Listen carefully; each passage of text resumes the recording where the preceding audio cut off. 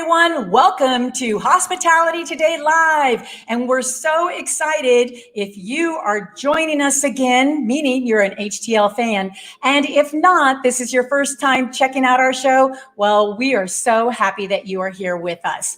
We have such an incredible list of guests all the way through the end of the year. And today I'm so excited for you to meet Carolyn Nitz. And she is the owner and the manager of First Class Travel. Now, who doesn't want to travel first class, right? Well, Carolyn is here to talk to us about multiple things about the travel industry, starting today's relevant news. She's going to talk about the return to travel, what to expect, not only domestically, but also internationally. And you're going to want to find out where are the hottest destinations where all the business is going to and where you might want to travel next. And when is a good time to plan traveling? And is it safe out there? Along with whatever vaccinations you might have, there's still some updates. So the travel industry gets back on its feet, and you will not want to miss today's episode right here on Hospitality Today Live. We'll be right back.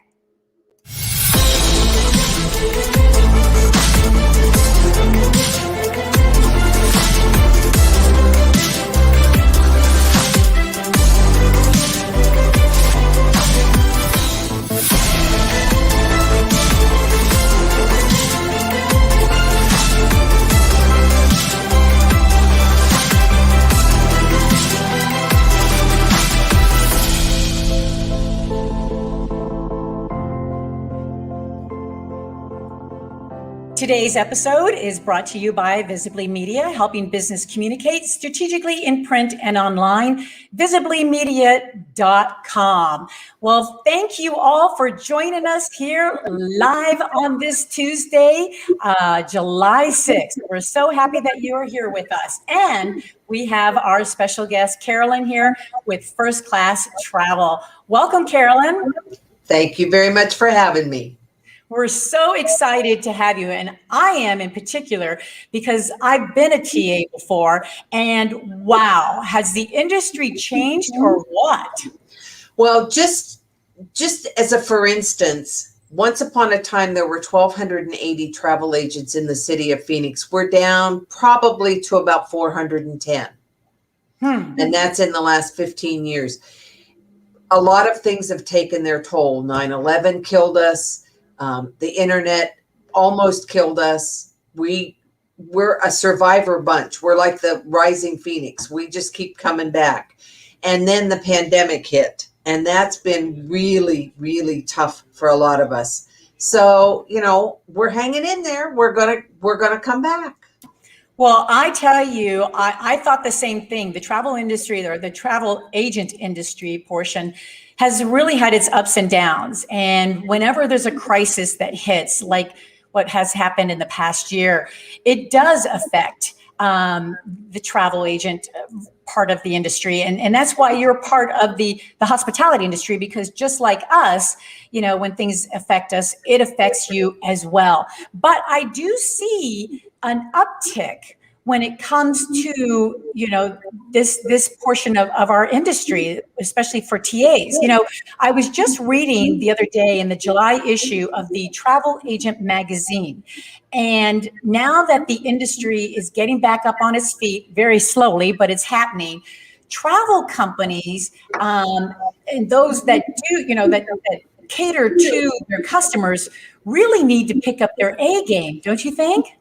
They really need to pick up their A game, and it's almost as though a great many of the hospitality industry have forgotten about customer service. I realize that they have lost untold amounts of money. The cruise industry, hotel industry, you name it, anything to do with travel, they've all lost money. So have we. But customer service is the name of the game. You have got to be able to provide your customer with what's going on, when it's going on, and how it's going on. So you really need to upgrade what you do And when you talk to people on the phone, remember that they are just as stressed as you are. So you need to be kind. You want them to treat you the way you would treat them, and you need to treat them like they are extra, extra, extra special because they called you. You know, that's a very interesting point because I don't think a lot of people realize coming out of this pandemic how important customer service is. And as a travel agent, owning a prestigious travel agency downtown Phoenix, Arizona, you know what customer service is all about. And it seems as though people are going to be leaning on TAs more than ever because customer service has gone down. And just to give you an example, I was reading an example of this. There was one luxury hotel that did not tell those that were traveling, their customers that were staying at a hotel, that the only restaurant on their property was at the golf course. Now, I know a travel agent that booked that hotel would know these things. And so if they only booked their business through somebody like you go deeper into finding these things out instead of them just going directly as well. And here's another example. Here's one other example.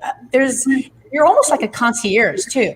There was a client that had an activity booked, but there was no concierge service at the hotel. So the TA had to rebook their activity with other companies. So TAs even come to the rescue many times.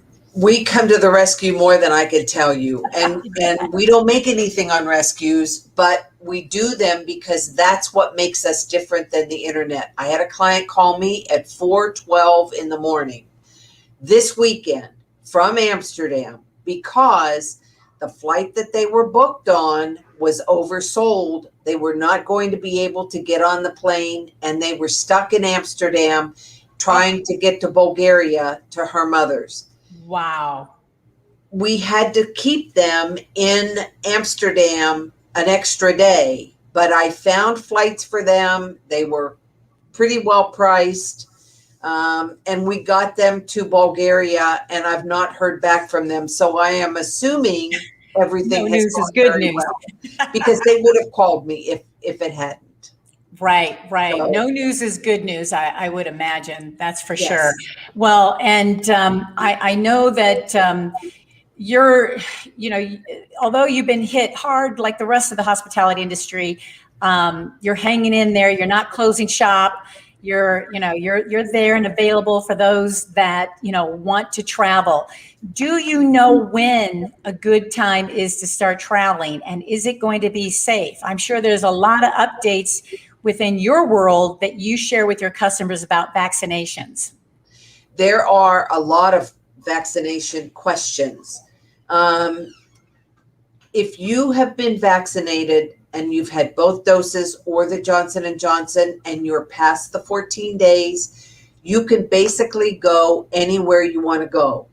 Keep your vaccination card in your wallet or load it on your phone and take it with you everywhere you go. Also, make 2 or 3 copies and put them in strategic spots. Same with your passport if you're traveling internationally. I always tell my clients, make sure you have 2 or 3 copies of your passport, put one in the hotel safe, put one in your pocket, put one in the bottom of your shoe. But whatever you do, travel with the information that you're going to need at your destination. There are a few questions that people have. Let's say you're traveling with a 6-year-old. What do you do? That's something that the family has to decide, because if mom and dad have been vaccinated and the child is not eligible for vaccine, I would determine that the whole family needs to wear their masks when they travel. And the reason being, they do not want to slough off the virus to their child. Airlines are still requiring masks. that child is not going to feel different if the whole family is wearing their mask. So there are just little things that you need to do. You need to continue to distance. You need to continue to wash your hands. And if you've had your vaccine, carry your card. Several of the borders are starting to open up. We have been put on the safe list for certain countries because the U.S. has done a good job.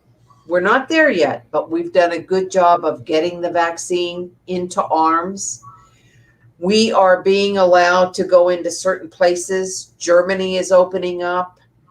Italy, as long as you've had your vaccine and you're past your 14 days, you have 3 options. You can get your vaccine, you can get a test 48 hours prior to your flight, or you can prove that you've already had COVID or the virus, and those things will allow you to enter into Italy.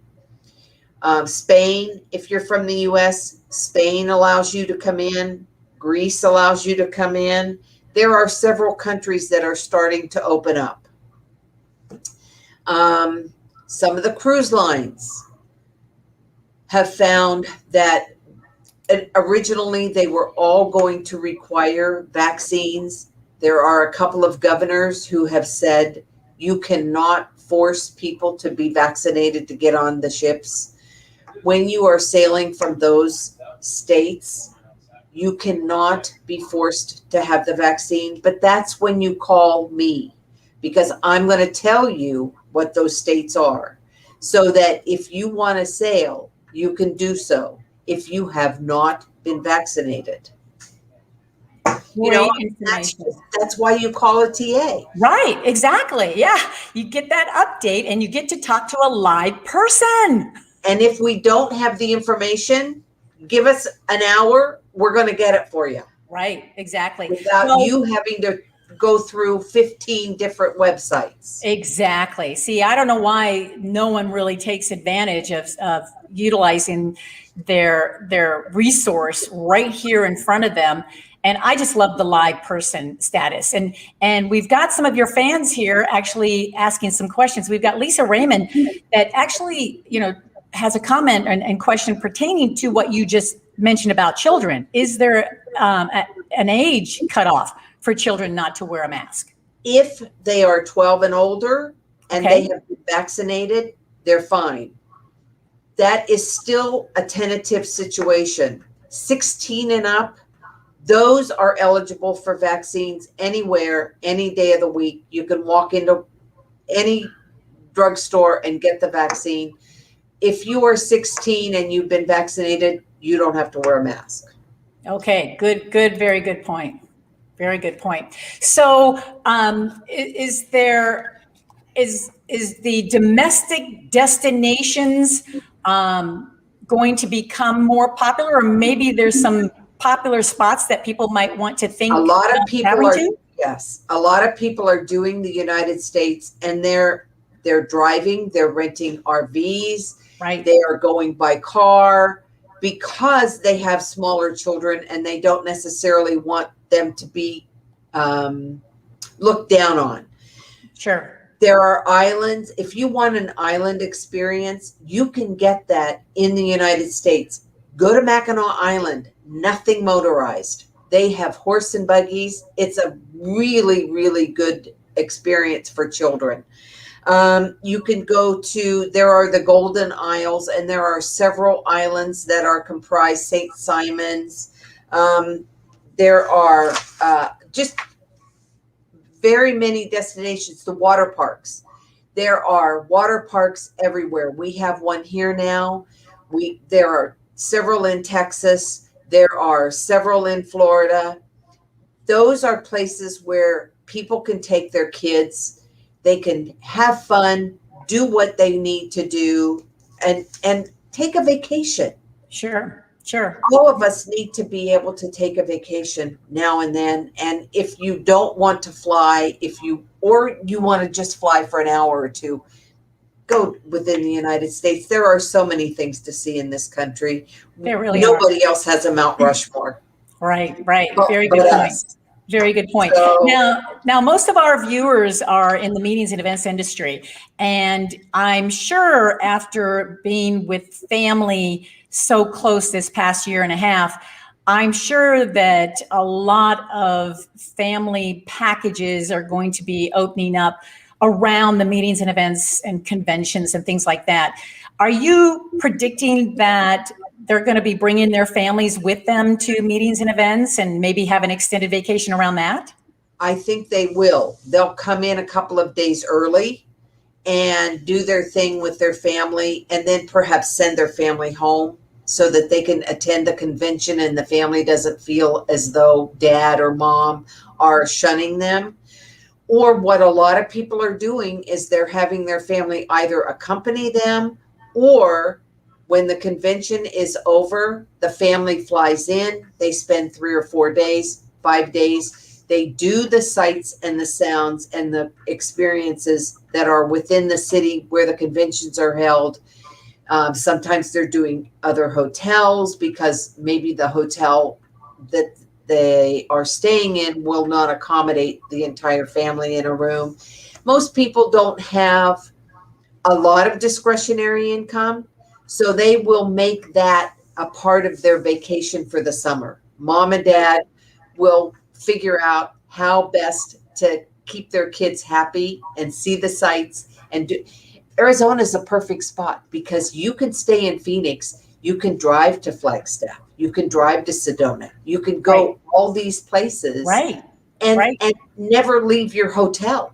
Right. You know, you can keep the same hotel and do these things in a day trip, and it's just so much fun. Go to Tucson. Go to Rio Rico. Go to and I'm not going to remember the name, but it's where so many shows, Wild West shows, have been filmed. There are just so many things to do in Arizona. California, you can go fly into Los Angeles and go to all of these different things. There are lots and lots and lots of things to do. Well, and see our country. Yeah, totally. And I think, again, since everybody is in the motion of being around their family, this is good news because they're going to be able to keep that connection with their family by bringing them along on those trips. And I think that's really key. I think that's really key. I think it's important to show their family that they're not just about work. They are about having a good time, showing the family where they can go. Renting a car, like I said, you can rent a car, stay in the same hotel, or if you want to travel around the state, you can go north 3 hours and stay for a day or two, and then go east and 6 hours and then stay for a day or two. It's a way to see the country that so many people have always decided they didn't need to do. They could go to Italy, they could go to France, they could go to Germany, they could go all of these international destinations when we have one of the most wonderful countries in the world for things to do. Right, exactly. Good point. Now let's talk about the airline industry, part of the hospitality industry. And it seems as though the airlines had to hold a lot of tickets from this past year. I know I've got several, I guess you call it, in the vault. Exactly. They're certificates that or credits that are good for travel. The majority of them are going to expire on the 22nd of March of next year. Okay. Some airlines will extend them all the way to the end of December. What's happened is during the pandemic, a lot of if an airline changed the flight schedule, you were eligible for a refund. If they did not change the flight schedule, but the destination was closed, you get a credit, which you then can use. And because they've wiped out the change fees, if you had a $300 ticket, you now have a ticket worth $300. Before, you had a ticket worth $100 because there was a $200 penalty. They've wiped those out. And they're saying, and we'll see, that those penalties are not going to come back. They're going to leave the ability to change a ticket on the fly alone. You have to pay a little bit more airfare if the airfare has gone up, but you don't have to pay the penalties. So let's say you had a ticket to go to Chicago. You couldn't go because the convention was canceled.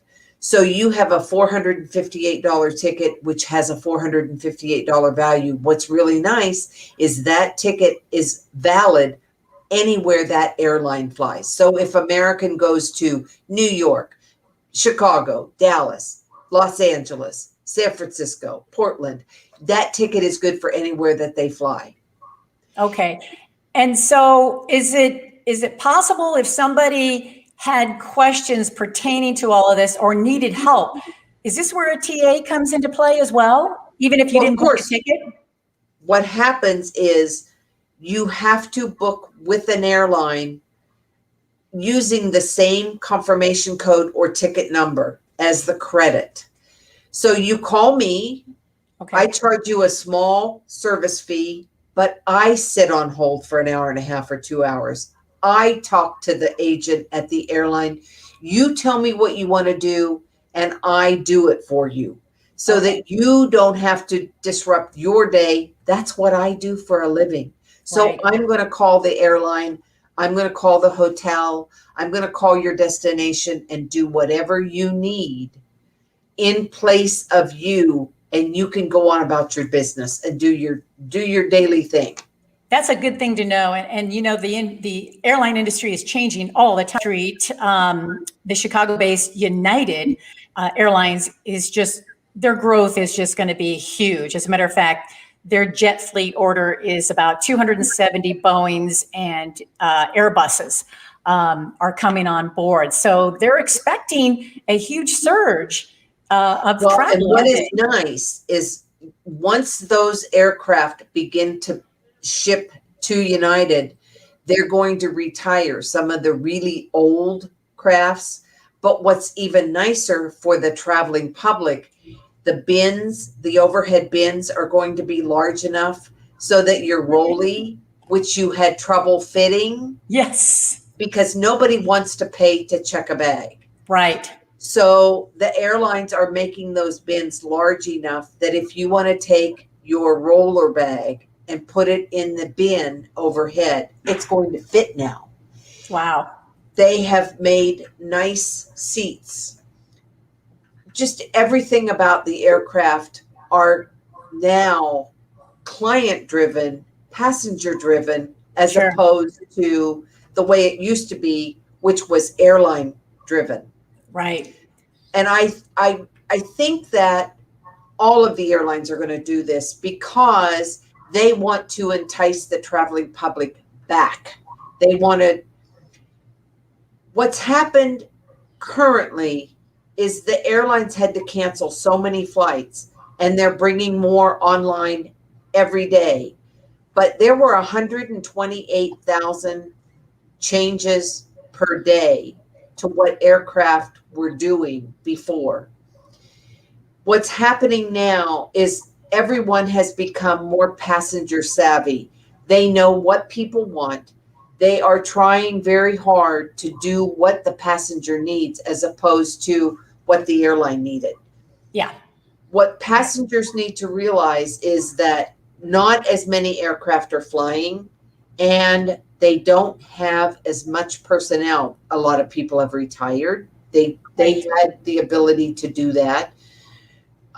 They've had to hire more TSA people because there were so many of them let go during the pandemic that those are coming on board. They have to be trained. Flight attendants, pilots, so many people have to be trained. It's just like the trucking industry. Airline industry is the same. They have to train these people so that they know what you want as a flying passenger. Well, let me ask you this, Carolyn, because of all these changes and the lack of, labor and everything. Mm-hmm. Don't you believe, and I want your honest opinion and your perspective, don't you believe the behaviors of customers on planes have become irresponsible. And Absolutely. I'm sure you've heard all the stories and everything. What should be done about something like this? Because it's really gotten a little out of hand, don't you think? It's gotten out of hand, and unfortunately, that's a result of the pandemic. People have got pent up resentment against God, country, airlines, you name it. They have spent the last year and a half penned up in their rooms, and they want to get out. And unfortunately, give them one or two drinks. Whether most of the airlines have stopped serving alcohol on board the aircraft, but you can still go to a bar. You can still go, and you're being asked to show up at the airport 2 to 3 hours ahead of time because TSA is slow. That people will do what people do, and that's sitting in a bar and drink 2 or 3 drinks. They get on an aircraft, and then they think it's okay to abuse the guy sitting next to them, to abuse a flight attendant, to abuse whoever comes in contact with them, because they've had no rules for the last year. Right. They've been sitting at home, and so now it's like they've busted open all of the resentment comes pouring out, and that resentment comes out in the form of bad behavior. Right.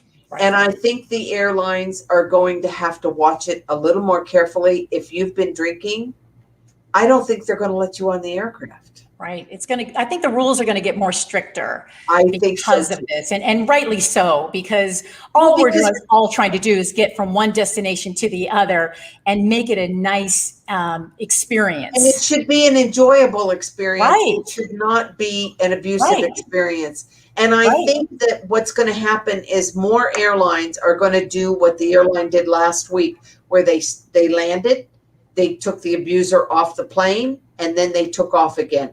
And everyone clapped. They were so proud of the pilot for knowing to do this. Yes.